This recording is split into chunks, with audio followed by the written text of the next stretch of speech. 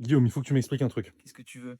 Il faut que tu m'expliques pourquoi il y a des gens qui, de plus en plus, préfèrent commencer leur carrière en banque d'investissement, en small cap et en mid cap plutôt qu'en large cap. Tu veux commencer où toi?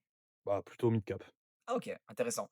Non, ouais, beaucoup d'étudiants préfèrent le large cap que le mid cap pour la raison suivante, ben, c'est des deals plus gros, plus connus et donc ils sont attirés par, les sirènes du large cap, le deal est dans la presse le lendemain et cetera, c'est un peu grisant.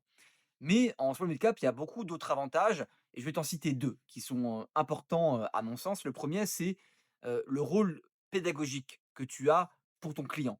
En fait, en small mid cap, le client, c'est pas forcément un dirigeant de grand groupe qui maîtrise bien les aspects financiers ou le process M&A. Et donc tu vas vraiment travailler main dans la main avec lui, avec de la pédagogie, pour lui expliquer comment ça fonctionne. Et là, tu as vraiment un impact presque plus concret encore qu'en large cap.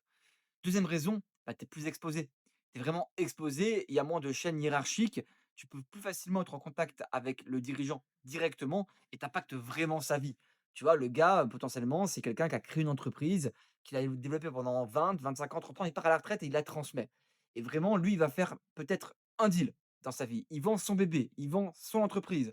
C'est une partie de sa vie et toi, tu le conseilles à ce moment clé de sa vie et ça, c'est très, très stimulant et ça a beaucoup d'impact. Voilà les 2 raisons qui, à mon sens, peuvent attirer les, candidats vers aussi le small et le mid cap. Merci beaucoup.